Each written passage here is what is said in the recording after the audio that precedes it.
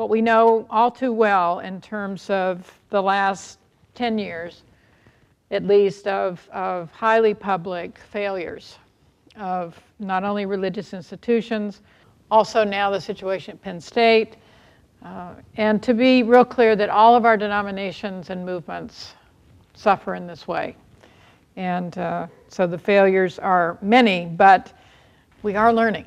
In both Christian and Jewish scriptures, there are two passages which frame the issues similarly. The first is the story of David and Bathsheba in 2 Samuel.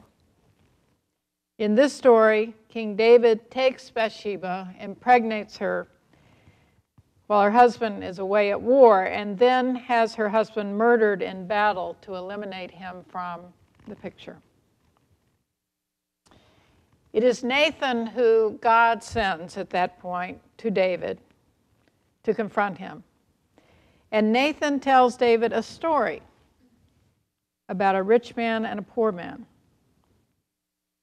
The rich man had many sheep and the poor man had few, and one special lamb that his family loved. But when the rich man had a guest, he simply took the poor man's lamb to serve for dinner. Now, as David hears the story, he's outraged and sees this injustice. And then it is Nathan who points out that you are the man. The same injustice is what David has done. And David sees his abusive deeds in that confrontation. What's clear in Nathan's confrontation with David is he never says anything about sex, because that's not the ethical issue. He's talking about power and vulnerability. Bathsheba and her husband were robbed of each other and of a life together because David took what he wanted. And David could do that because he was the king. And this is the nature of exploitation by those who have power. The powerful exploiting the vulnerable is a long-standing and tragic part of human history. And the short-sighted default position of most institutions has been to respond with silence and secrecy in the face of disclosures of abuse, in an effort to protect abusers, avoid consequences, and minimize scandal. Yet the real scandal here, as we continue to see, is the profound contradiction between this institutional response to harm that is carried out by representatives of the church and the values, teachings, and precepts of the church itself. The result is a list of thousands of people abused by someone they were taught to trust.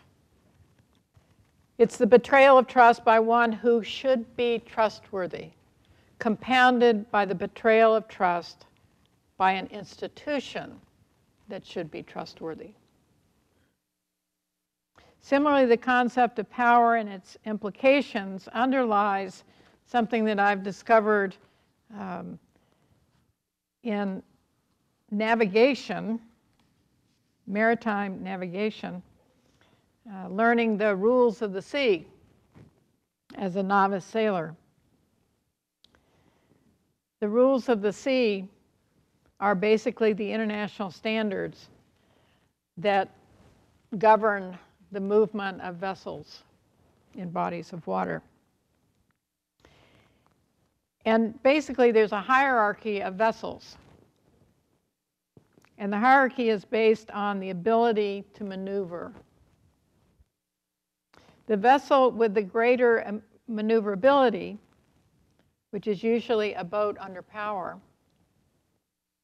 is obligated to give way to a vessel with lesser maneuverability, such as a sailboat, a canoe, a kayak, any of those.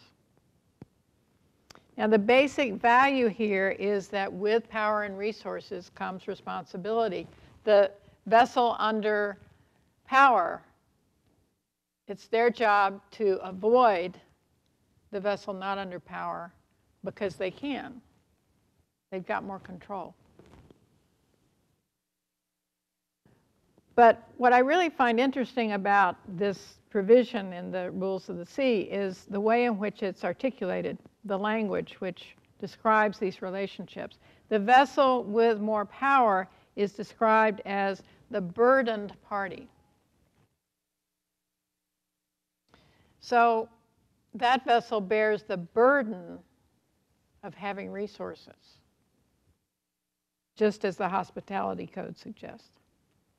And the vessel with less power is described as the privileged party. So the kayak has the privilege, all things being equal and everybody following the rules, has the privilege of knowing that the powerboat is looking out for it. The power of the clerical office or the power of the institutional church is the burden to not exploit the vulnerability of congregants or students who are in fact privileged and who trust the capacity of a pastor or teacher to fulfill that responsibility. I think what we need at this point is a moral imperative and a clear ethical analysis. Whether it is the hospitality code in Hebrew scripture or the Sermon on the Mount in the Gospels, the consistent message in our faith community is the moral imperative to stand with the vulnerable over against the exploitation of the powerful.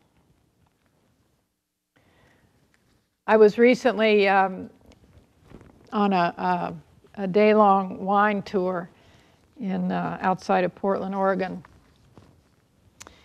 And it was a lovely day being taken around to different wineries to do wine tastings. And it was at the very end of the season, just before harvest, so it was a beautiful time to be there. And as we started out, the organizers passed out this piece of paper that we had to sign.